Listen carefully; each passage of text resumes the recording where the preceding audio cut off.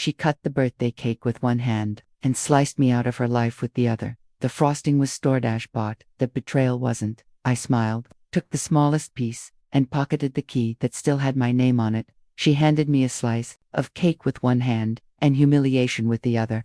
Pink frosting, plastic fork, and a smile that cut cleaner than any knife.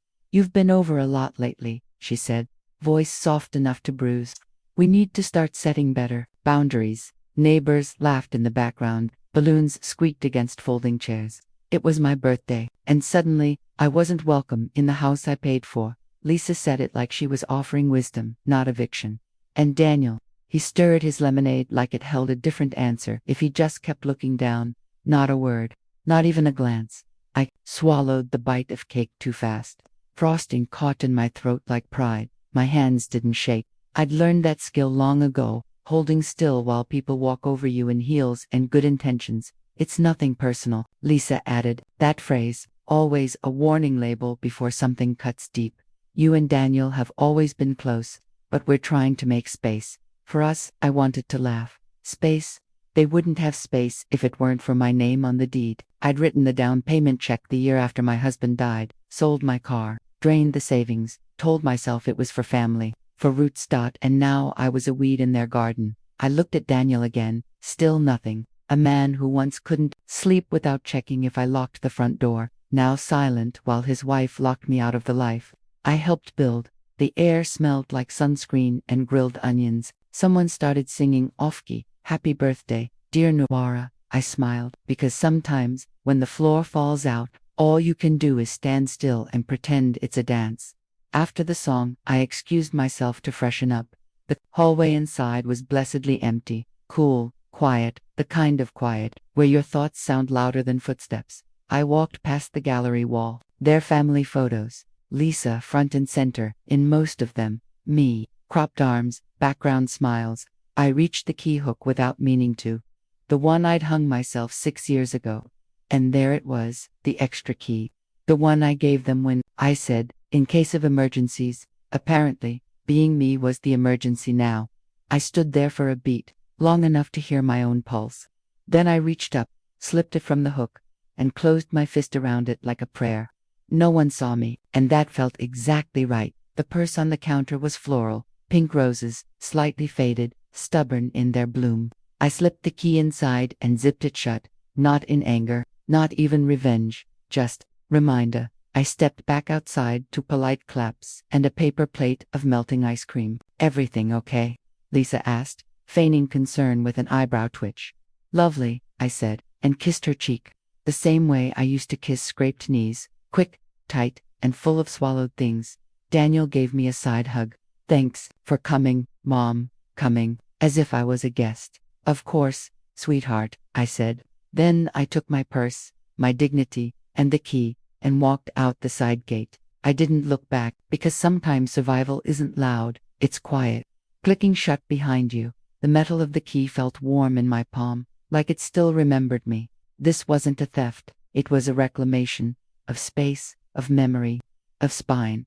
Let them redecorate, let them repaint, but the bones of that house, they remember who first held the mortgage, who fixed the leaking roof with a ladder and a stubborn prayer. They can build boundaries all they want, but I still hold the blueprint. And now, the key. I didn't take the key to break in, I took it to remember they couldn't lock me out of something I built. That key wasn't theft, it was testimony.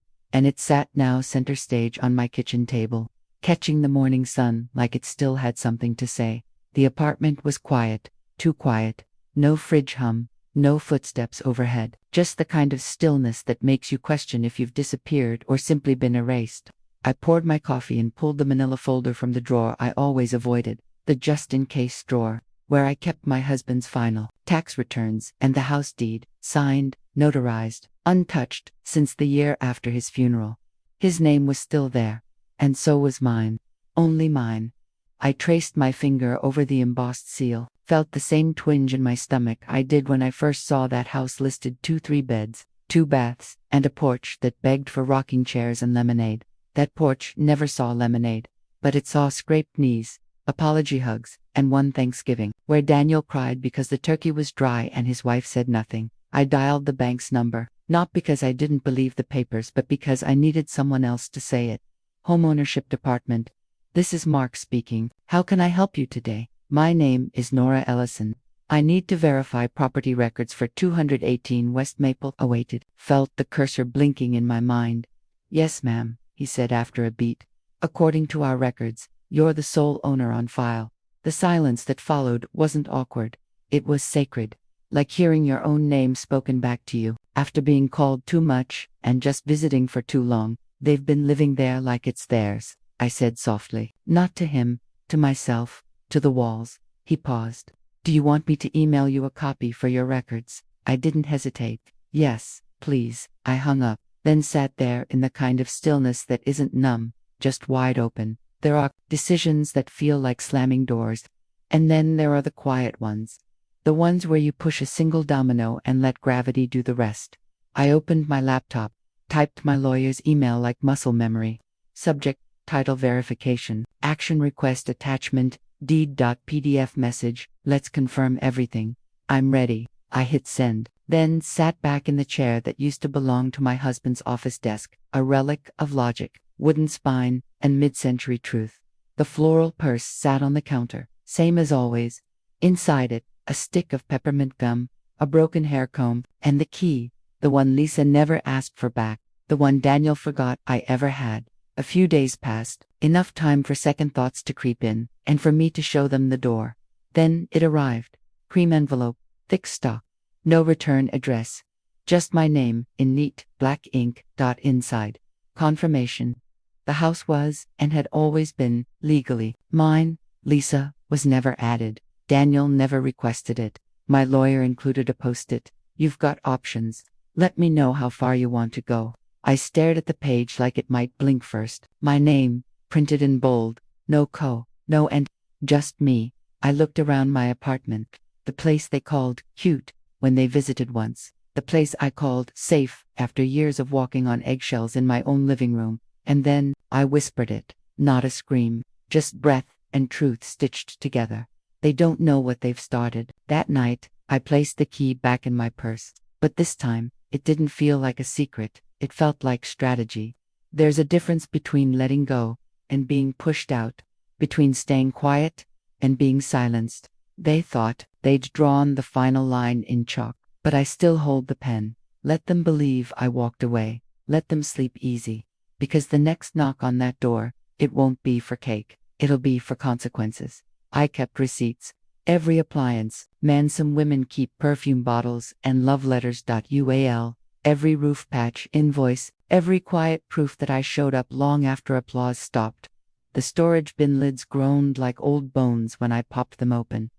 Dust sighed upward. My living room smelled like paper, cardboard, and a decade no one else remembered. I crouched, in my slippers, pulling folders like a woman building a case against history, because that's what this was, a trial. And I had the evidence. The yellowed envelope read, property paid in full. I remember the day it arrived. Daniel had just gotten his first promotion. Lisa brought champagne I couldn't pronounce. No one noticed the tears in my eyes when I told them the house was finally ours. Except it never became ours. It stayed mine. I just let them live in the illusion of ownership until they started treating me like a squatter in my own dream. A knock startled me.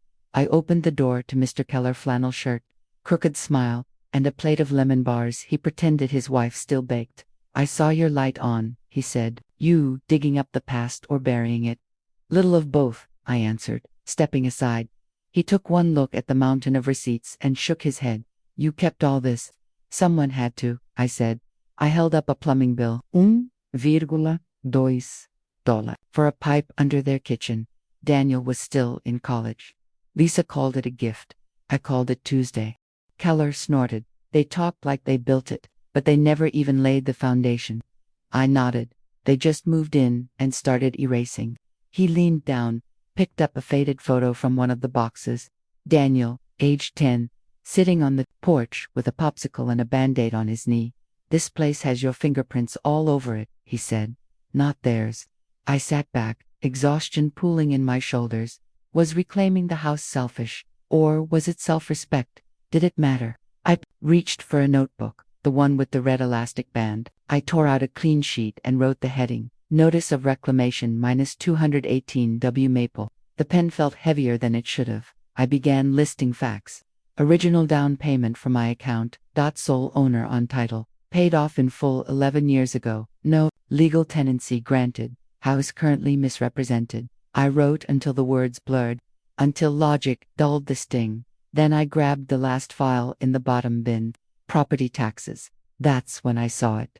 Overdue 3 months, stamped in red dot. My mouth went dry. They weren't just careless, they were risking liens on my name. I flipped through the rest. Gas, electric, all behind. Daniel and Lisa hadn't just forgotten me, they'd forgotten responsibility. I slammed the drawer shut so hard Keller jumped. They let it rot, I said, voice shaking now. 3 months behind, and they smiled at me like hosts handing out napkins. He set his plate down. Then maybe it's time you stop being polite. I didn't answer, just walked over to my laptop, opened the same email thread with my lawyer. Subject, retitle, verification, new message, start the paperwork. The lemon bars sat untouched, too sweet for the bitterness in my throat.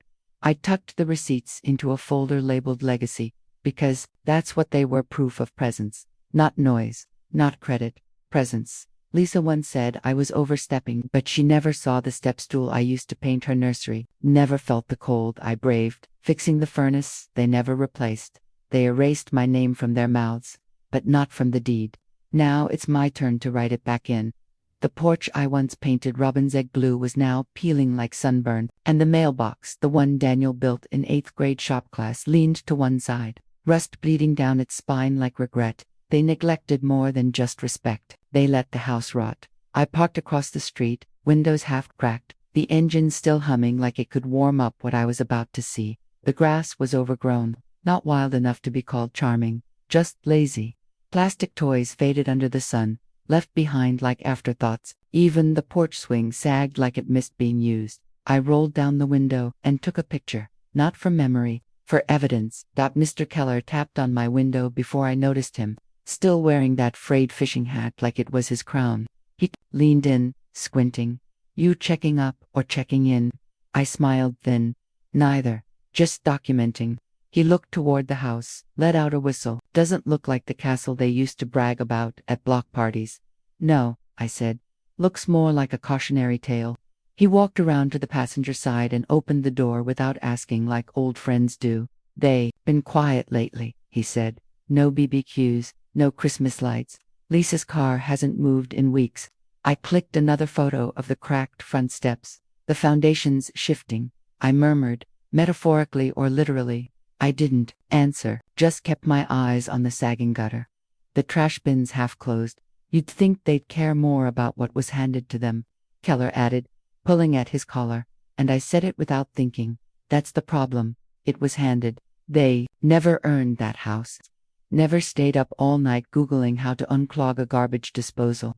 Never cried into frozen peas after falling off a ladder while trying to change a light bulb themselves. They got the keys, but not the weight of what they unlocked. I took another picture, this time of the garage door, bent at the corner. Then I opened my notes app and logged everything. Porch boards, warped fence panel, missing window frame, mold-spotted east side front gutter, detached yard neglect. Evidence of standing water. My phone buzzed in my hand. Daniel. First text in months. Daniel, Lisa found something. We need to talk. The punctuation struck me more than the words. No hey, no how are you, just a situation already brewing. She found something, I repeated aloud. Keller raised a brow. What did she find? A conscience? I almost laughed. Almost. Instead, I stared at the message, letting the silence between words stretch long and tight. This was the crack. And water finds the weakest part of any structure first. I tapped back slowly. Nora, your door or mine? Then I slipped the phone into my coat pocket, turned the ignition off, and sat there in the hush that follows forward motion. The porch didn't look like mine anymore, but the damage did. It wore my name, legally, spiritually, quietly, gutted what I built with careless hands, painted over me with half-dried pride. But the foundation remembers, and tonight, someone's going to answer for it. I reached over and grabbed the key from my purse, just held it. Not turning it yet, because there's power in knowing you can open the door. even more when you decide how you'll walk through it. It wasn't a talk, it was an ambush dressed in civility. Lisa poured tea like a peace offering. I didn't drink it, not because I was scared, because I knew poison can come in porcelain. Daniel stood near the stairs, half shadow, half shade. I sat on the couch like it was a witness stand, hands folded over the letter in my lap. Lisa didn't even sit. She stood, arms crossed, pacing behind the coffee table like a prosecutor preparing for sentencing. I found it, she snapped. Her voice cracked on the second word. Good. She held up the paperwork, my paperwork, like it had bitten her. I found the deed. Your name, only yours, this whole time. Daniel flinched. I stayed silent. She slammed it down on the coffee table. Tea rattled. My purse shifted. You're evicting your own grandson, she hissed. I met her eyes, calm, clear. No, I said. I'm evicting entitlement. Daniel's mouth opened, closed, like a fish flung on the shore, unsure which way meant survival. Lisa's hands shook now, not with fear, with fury. You let us plan birthday parties here. You let my mother die in that guest room. I tilted my head. She was welcome, I said. Unlike your resentment, Daniel finally stepped forward. Nora, Mom, I didn't think. Lisa cut him off like scissors through silk. Don't mom her like that. She grabbed the paper again, waving it like a flag of betrayal. This was supposed to be our legacy. You said your name was just a placeholder. And you believed him? I asked softly. A placeholder doesn't pay 30 years of mortgage. She turned to Daniel. You lied to me. The silence that followed was thick, like syrup spilled on tile, sticky, ugly. I didn't lie, he said. I just didn't correct you. Lisa's face cracked in half. UKNEW. He nodded. Needed us to have it, he whispered. After Dad died. After everything. I didn't want to fight with you over a house. Lisa let out a laugh so dry it sounded like paper ripping. This wasn't your house to give. I let that land dot the cushions beneath me, the ones I'd restuffed myself after.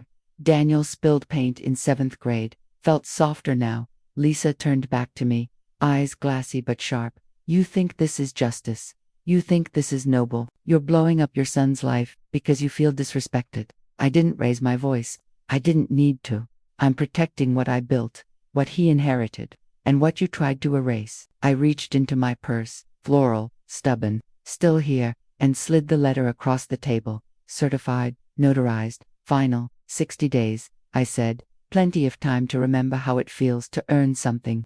Daniel looked like he might cry. Lisa didn't. She slapped him hard, across the face. He didn't stop her, didn't move, didn't even blink. The sound echoed sharp and final, like a gavel. I stood slowly, adjusted my coat. You know, I said, eyes locked on hers. It didn't have to be this way. Lisa sneered. You think you've won? I reached for my key, turned it in my palm like a compass. No, I said. I've just stopped losing quietly. I walked out without looking back. Let them sit in the house they forgot to respect, the one now echoing with truths too loud to ignore. The porch creaked beneath my steps. Same wood, same bones, new power. In my purse, the key rested next to a stick of gum and a receipt from the grocery store. Ordinary things, proof of presence. They started this war with tea and silence. I ended it with paper and spine. End now. Now, I write the terms. They added curtains, rugs, throw pillows, in colors I would never choose. But the bones of the house remembered me. Every door creaked in the same place. Every floorboard still whispered my name when I stepped across it. It didn't feel like trespassing. It felt like coming home to a place that forgot it missed you. The key turned easier than I expected, as if even the lock was tired of keeping me out. The silence inside was a different kind of loud. No cartoons on the TV. No clatter of Lisa's heels or Daniel's phone calls echoing down the hallway. Just breath and memory. I didn't wander. I moved with purpose. First, the living room. They'd rearranged it. Couch against the opposite wall. My bookshelf replaced by framed slogans like live, laugh, love, but tucked in the corner. The chair, his chair. The fabric was more faded now, the armrest frayed where he used to drum his fingers during Jeopardy. I touched it, slow and soft, like it might dissolve under the weight of remembering. You would have told me to take it back years ago, I whispered. A breeze slipped in from the kitchen window, carried the faint smell of old lemons and mildew. I followed it. The sink still dripped one drop every 8 seconds. Same leak Daniel promised he'd get to eventually.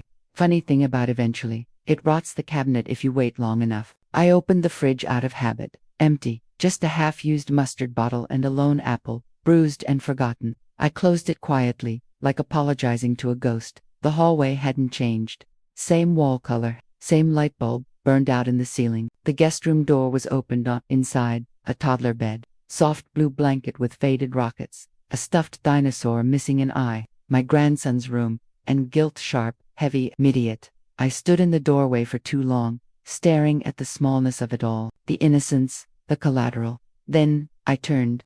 I wasn't here to hurt a child. I was here to reclaim what had been stolen from me in smiles and silence. I stepped into the master bedroom last. They'd painted over the wallpaper, but paint doesn't erase the things said between four walls. On the dresser, a candle, half-burned, lavender, artificial. I reached into my purse, pulled out the envelope, cream paper, blue ink, heavy. I placed it on the mantel above the fireplace, right where we used to hang our stockings. It didn't need to shout, it just needed to be seen. As I turned to leave, I passed the hall mirror, caught my own reflection, purse slung tight over my shoulder, lips pressed thin, eyes steady, not angry, not triumphant, just done. And then the crunch of tires on gravel, a car door slamming. Voices, muffled but rising. I didn't panic, didn't rush, just slipped through the back door, quiet as a thought.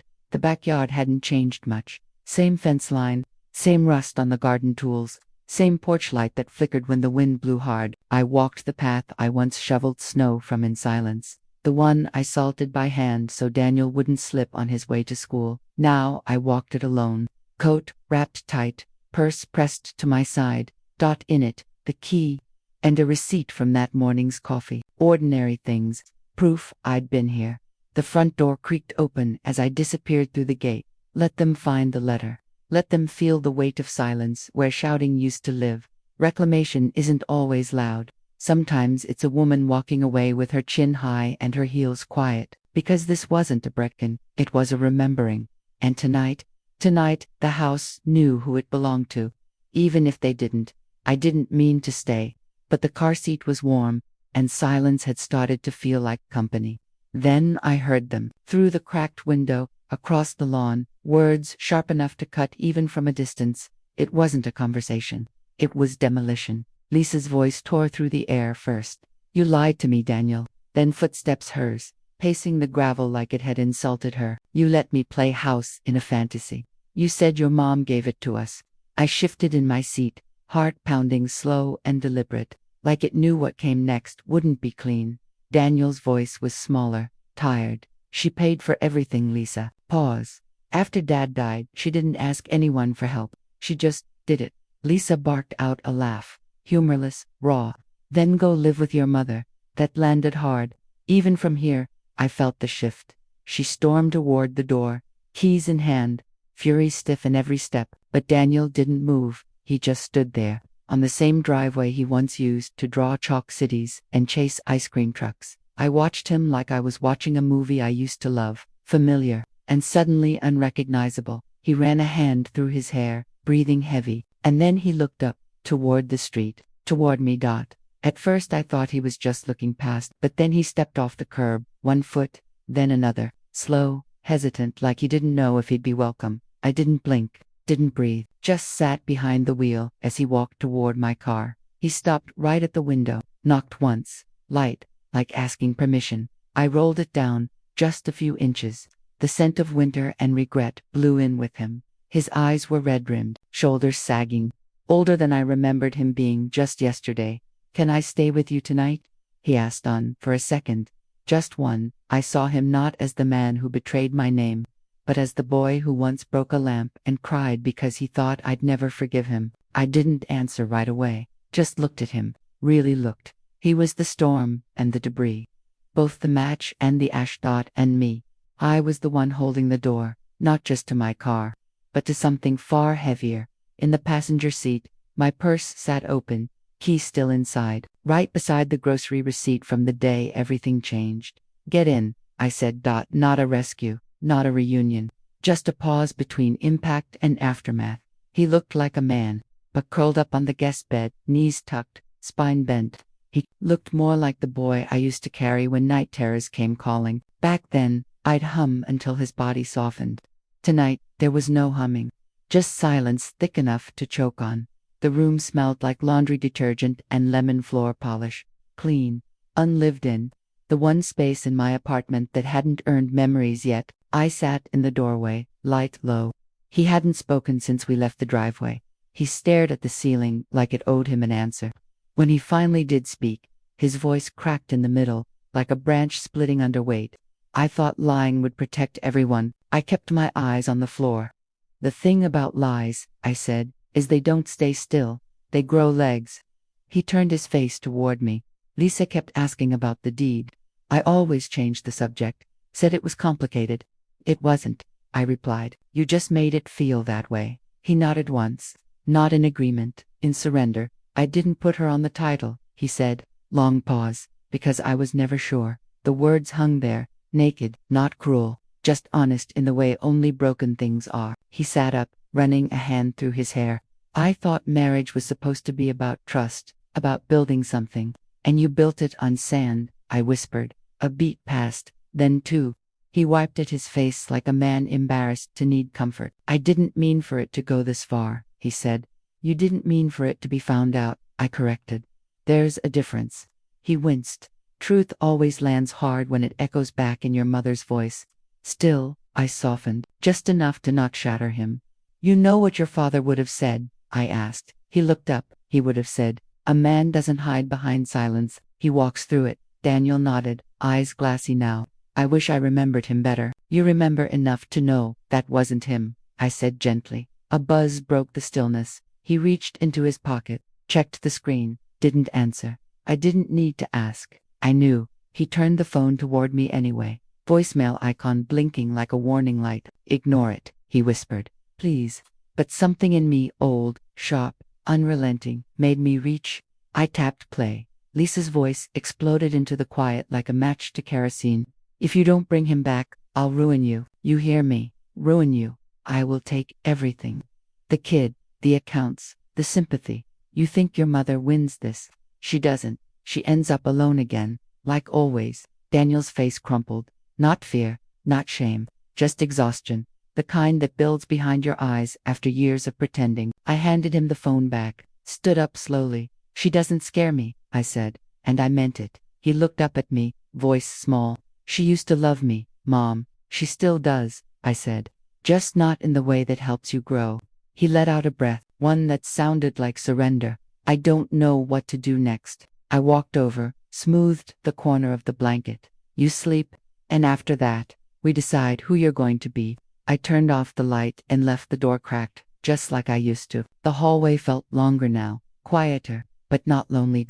In the kitchen, I poured a glass of water, set it next to my purse. Inside it, a stick of gum, my car keys, and his old baby photo, folded and faded from years in my wallet. Tomorrow might burn, but tonight I was the roof again, and he was finally safe under it. She didn't hire a lawyer, she didn't knock on my door. She opened her phone and built a courtroom on Facebook.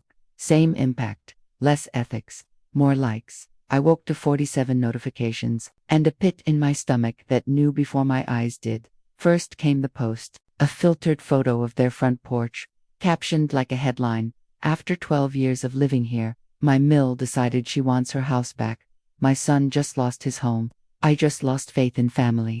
The comments poured in like sympathy grenades. She sounds toxic. Cut her off. You don't owe her gratitude. You owe your kids stability. No one asked what stability costs when it's built on silence. Daniel was still asleep. Guest room door cracked just enough to let the past breathe through. I sat at the kitchen table, scrolling through public crucifixion, photos of his birthday party, their Christmas tree, even the baby's first steps, each one curated like evidence in a case I didn't know. I was on trial for Dot. Then came the kicker. Buried halfway down. One comment. "I thought she gave you the house as a gift." Lisa replied within seconds. She said she did. She's not even part of our lives. Just a bitter woman who couldn't stand to see her son happy without her. I stared at the screen for a full minute, not blinking, not breathing, just still. That line cracked something in me. Not because it hurt, because it was so carefully designed to. I whispered to no one. I didn't take the house. I took back my place. But online, truth is just another angle. And Lisa, she was playing to the crowd. My phone buzzed again. Blocked number, new message, no words, just a PDF. Then, another buzz, a photo. Then, another. I clicked. 3 photos. Lisa, laughing over wine, with a man who wasn't Daniel. One at a bar, one on a hotel balcony. One in her car, his hand on her thigh like it belonged there. Each, dates, each one, last week. My stomach didn't drop, it settled, because suddenly, the fire had shape. I closed the photos, looked at the table, salt shaker, coffee mug, a single slice of toast gone cold, and then I knew what I had to do. I printed them, no message, no threats. Just pictures. Truth, unfiltered. Daniel shuffled in a few minutes later, hair askew, still wearing yesterday's guilt. He poured coffee like his hands, remembered how, sat across from me without a word. I slid the envelope across the table, his fingers hovered above it like the paper might burn him. He opened it anyway. I watched his face change, not anger, not heartbreak, just clarity, that cruel, clean kind that doesn't even let you grieve first.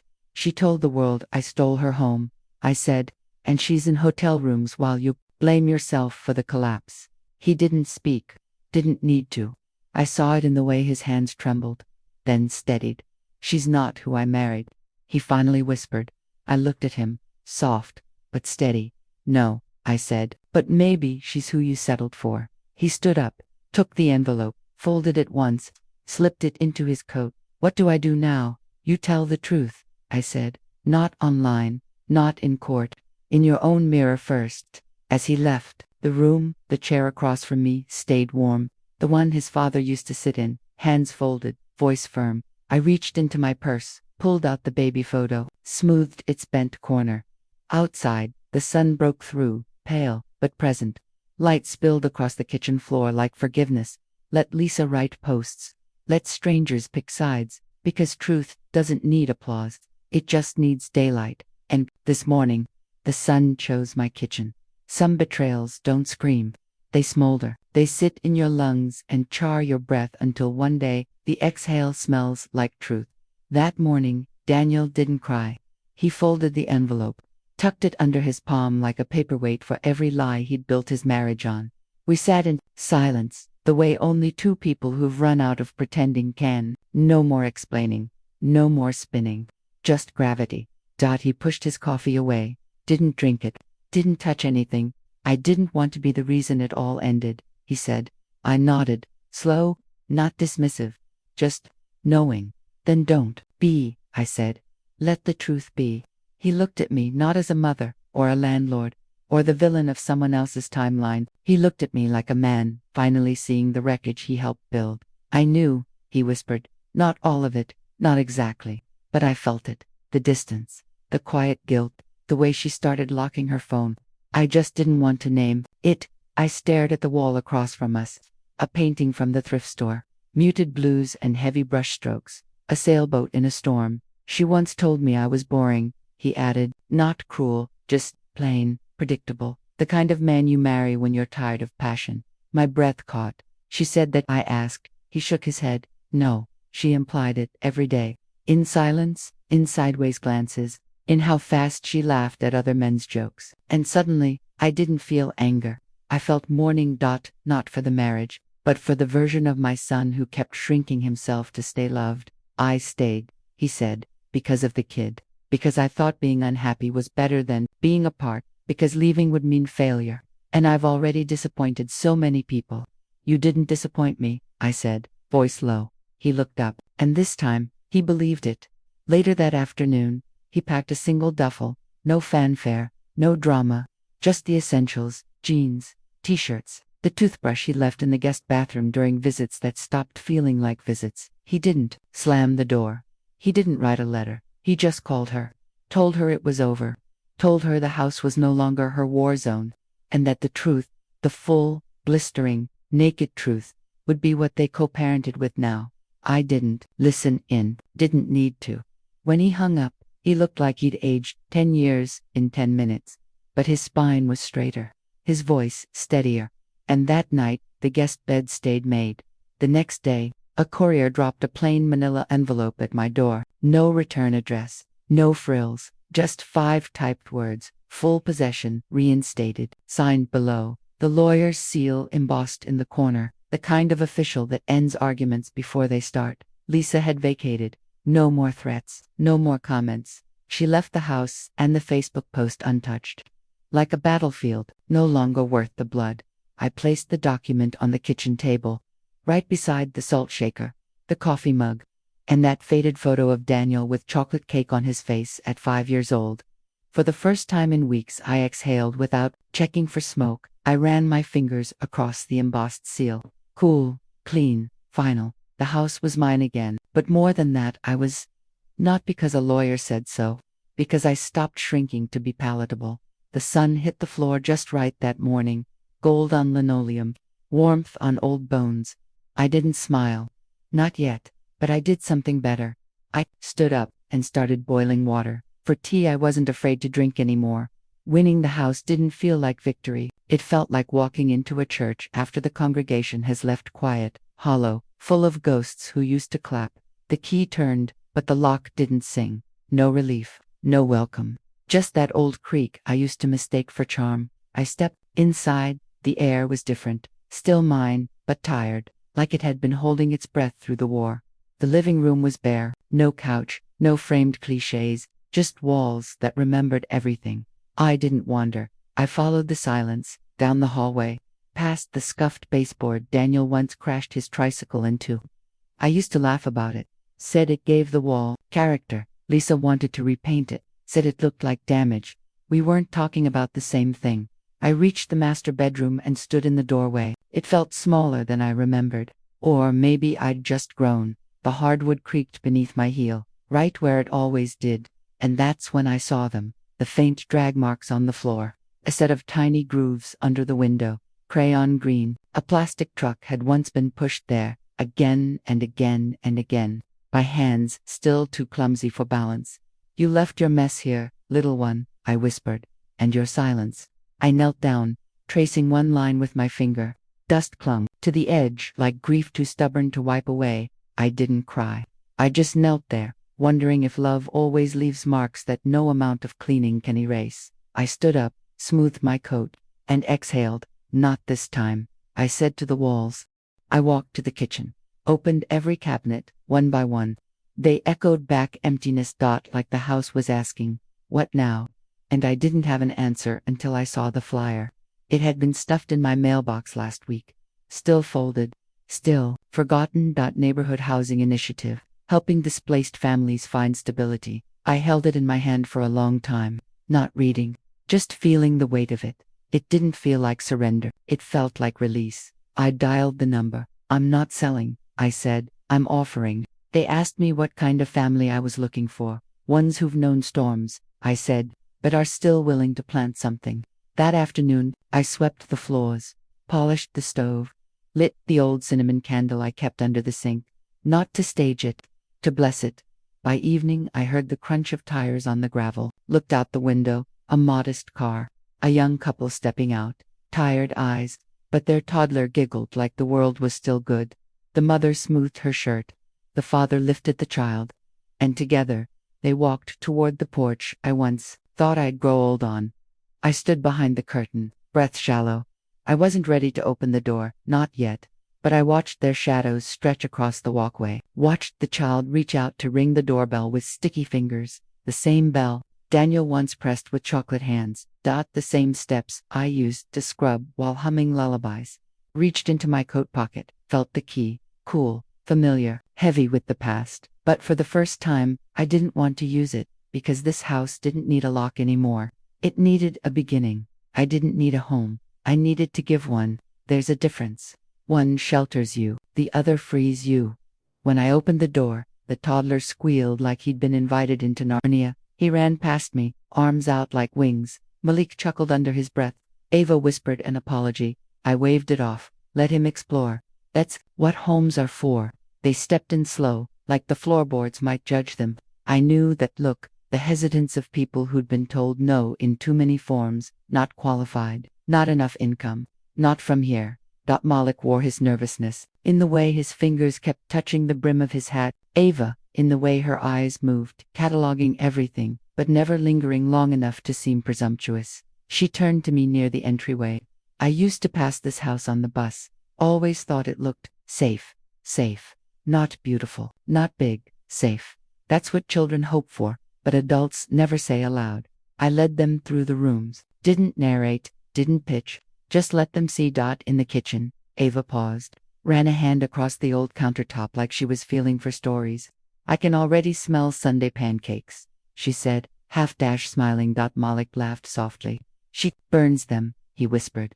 I do not. You absolutely do. They exchanged a glance that held history, real, weathered, warm, the kind that doesn't require proof. We reached the back door.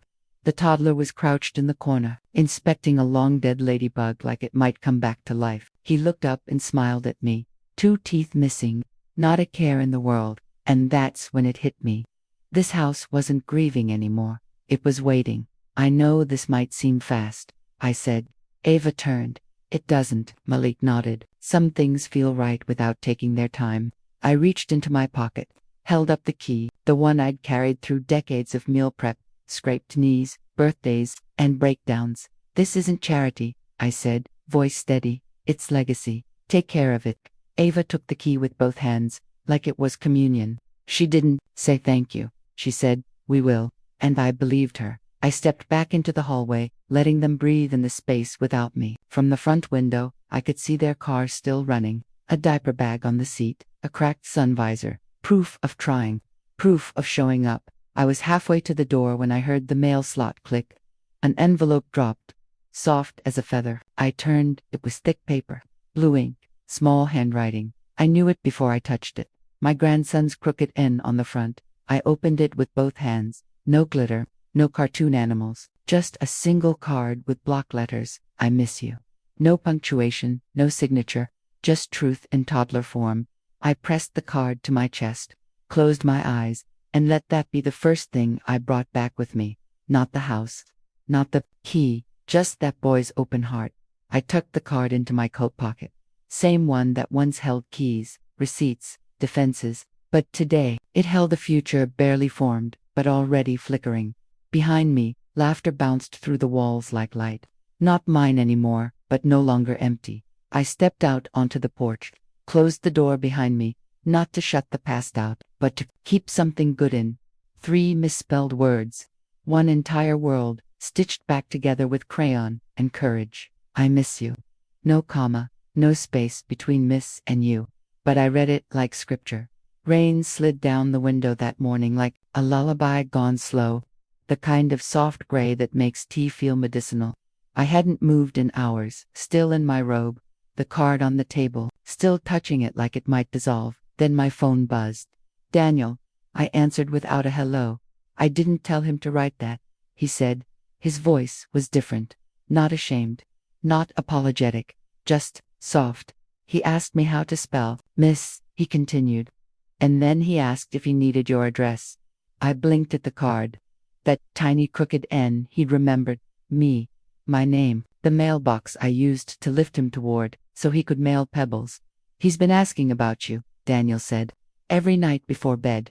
Every time he bakes. Bakes? I asked. Cautiously. Daniel gave a tiny laugh. Cookies. Your recipe. He calls them Grammy cookies. Ava must have mentioned it. He found it in a drawer. We're trying. Something in me cracked, but not in a painful way, like the sound of ice melting, a quiet undoing. And Lisa? I asked. There was a pause. She doesn't stand in the way, he said carefully. She doesn't help, but she doesn't stop him either. Therapy's helping. I didn't respond, not with words, just silence filled with breathing and aching, and that odd warmth that regret sometimes leaves behind. He wants to see you, Daniel added. He said it like asking for water, like a need. I closed my eyes. Not there, I whispered. Not at the house. Not yours. Not mine. Somewhere new, Daniel agreed. We chose a coffee shop with orange booths and sticky menus, neutral ground, the kind of place where no one has memories, just muffins. I got there 10 minutes early, wore my best scarf, brushed my hair twice, practiced my smile like it was a speech, and then, through the fogged-up glass, I saw him. Tiny jacket, too many zippers, one mitten dangling from a string. He spotted me. Eyes lit up. No hesitation. He burst through the door like sunlight. Grammy, he threw himself at my knees with all the weight of someone who hadn't unlearned love yet. I bent down to catch him, and he smelled like syrup and new crayons. I held him so tightly, I forgot the room, forgot the rain, forgot my age. He pulled back, nose smudged with what looked like icing. I made cookies, he declared. I laughed, felt the corners of my mouth crack from disuse. You did. He nodded, solemn. Daddy helped, but I stirred, a lot. And I put one in a bag for you. It's a squish one. Daniel appeared behind him, holding the tiny Ziploc like it was a peace treaty. I took it gently. Hi, Mom, he said, and I saw it, in his eyes. That little boy who once made birthday cards out of construction paper. The man who'd been broken but not beyond recognition. We sat in the booth, talked about cartoons, cookies, the difference between frogs and toads. It wasn't healing, not yet, but it was, breathing. Together, as we stood to leave, he tugged on my coat, looked up with serious eyes. Grammy, yes, love, will you come to school on Grandparents' Day? His question hung in the air like steam rising from a too small mug. My throat tightened. I nodded once, too choked to speak. And in that moment, I wasn't a woman who'd lost her house. I wasn't a villain on Facebook. I wasn't the mother-in-law or the ghost of holidays past. I was Grammy, to a little boy with frosting on his chin. And somehow, that was more permanent than any deed. This time, I didn't walk in. I waited. On a doormat I hadn't paid for, outside a door I used to own. Not out of fear, out of respect. For the first time, I wasn't here to reclaim anything, just to be invited in. The lock clicked. The door opened. Daniel stood there in a soft flannel and tired kindness. Behind him, the smell of toast and floor cleaner. Safe, real, lived in. Come in, Mom. Like he meant it. I stepped over the threshold slowly. Not like a queen returning to her castle. More like a woman who'd just learned to knock again. The apartment was modest, small windows, scuffed floors, but peace hummed in the corners like a lullaby no one had to rehearse. My grandson was already at the table, legs swinging off the chair, coloring a page he clearly didn't want help with. When he saw me, his face lit up like a cartoon sun. Grammy, I made you a picture. He held it out, a red house, 2 stick figures, one with curly hair. That's me and you, he said proudly. You're taller than Daddy. I grinned. Let's keep it that way. We drank tea, store-brand peppermint. Mugs didn't match. Nothing fancy, but somehow it tasted better than any cup I'd sipped in that big, empty house. I noticed the clock tick louder here. Or maybe my heart was just quieter. Daniel cleared his throat. I'm still learning, he said, how to separate being a son from being a grown man. I didn't do it right for a long time. And I think part of me resented you for staying strong. When I couldn't, I looked at him, my son, not the boy in the birthday photos, not the man in that wedding suit I paid for. Just the version that finally told the truth. You deserve better, he said softly. You always did. I nodded, and I finally believed it. The words landed without shattering anything, like a pebble dropped in still water. Just ripples. No mess. We agreed on something then. Not spoken, not exactly. Structured. Sundays for baking, Tuesdays for school pickup. Boundaries, not walls. He needed space to parent. I needed space to breathe. And our grandson, he just needed us to stop whispering around him like grief had ears. I rinsed my mug in the sink out of habit. Daniel stopped me gently. I've got it, Mom. Just be here. I smiled. Let him. Because being needed is one thing, but being welcome, that's something rarer. Just as I grabbed my purse, a small hand tugged at my sleeve. Wait, Grammy. He rummaged through a backpack the size of a suitcase and pulled out a flyer, crinkled, smudged, still, smelled like peanut butter. Grandparents' Day, he read, proud. We're making hats, and there's juice. He handed it to me, like a contract. And for once, I didn't read between the lines. I just took it. Later that night, back in my apartment, I pulled open the junk drawer, found the red pen I used to use for grocery lists. I circled the date, big, bold, no hesitation, not to remind myself, but to promise him I'd show up, and this time, not out of duty, but out of joy. The flyer now lives on my fridge. right beside the photo of him with cake on his nose. And the key I no longer carry. Some days, healing doesn't look like apologies or speeches. Sometimes it's just tea in mismatched mugs and a red circle on a school flyer. No crown, no courtroom, just a little boy who asked, and a woman finally brave enough to say yes, I'll be there. Not because I'm his past. The strangest part of letting go is how quietly it happens. No ceremony, no music, just a click, soft, final, like a lock turning for the last time in your heart. That Saturday, we met on the front lawn. The house looked different now, brighter, like it had finally taken a deep breath. Ava was crouched near the flower bed, coaxing stubborn sprouts through dry soil. Malik chased their daughter in wide loops across the grass, laughing like someone who'd learned how to stay. And on the porch steps, my grandson and I sat with paper juice boxes and sun-warmed knees. You used to live here? He asked, as if the past was some faraway place you needed a passport to imagine. I nodded. Long time ago. He looked around, then leaned in like it was a secret. It's still kinda yours. I think so. I smiled, but didn't correct him, because ownership is paperwork, but belonging is breath. Ava joined us, with dirt on her hands and pride in her eyes. Every time someone asks where we live, she said, we still call it Nora's house. My throat caught. Does that bother you? She shook her head. Not at all. It makes me proud. Legacy isn't just what you leave behind. It's how long your name echoes in kindness. Behind her, Malik had collapsed on the grass, their daughter climbing him like a mountain. It was chaotic, beautiful, real. I felt something shift in my chest, not break, settle. Maybe I hadn't lost the house. Maybe I'd just outgrown it, like an old coat, too warm now, too heavy. But once, exactly what I needed. I stood and reached into my purse. Not for keys, for something older. A memory box. Small, wooden, the kind Daniel made in shop class decades ago, back when he still thought Mother's Day gifts had to be handcrafted and splintered. I placed it gently on the porch beside my grandson. He opened the lid. Inside, one brass key, tarnished, heavy. What's this? He asked, wide-eyed. It used to open the door, I said. But I kept it because it opened something else.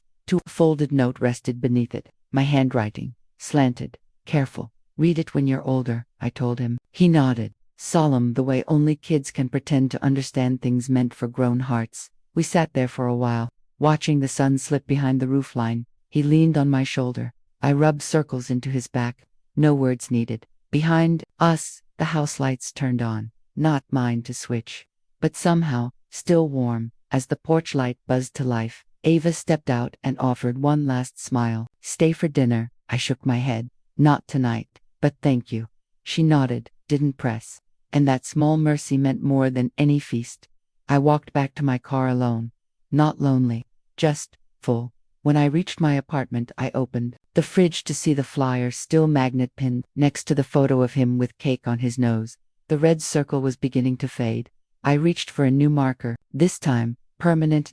And right then, I knew. I didn't use the key to unlock a door. I used it to unlock myself. The house has a new coat of paint now. The flower beds bloom. The porch holds smaller shoes than it used to, but in one dusty box, up on a new shelf in a boy's bedroom, a brass key waits beside a note he hasn't read yet. One day, he'll open it. He'll trace my handwriting. And maybe, just maybe, he'll understand. Some homes you build, some you inherit, but the best ones you give away, on purpose. But because I choose to be part of his future,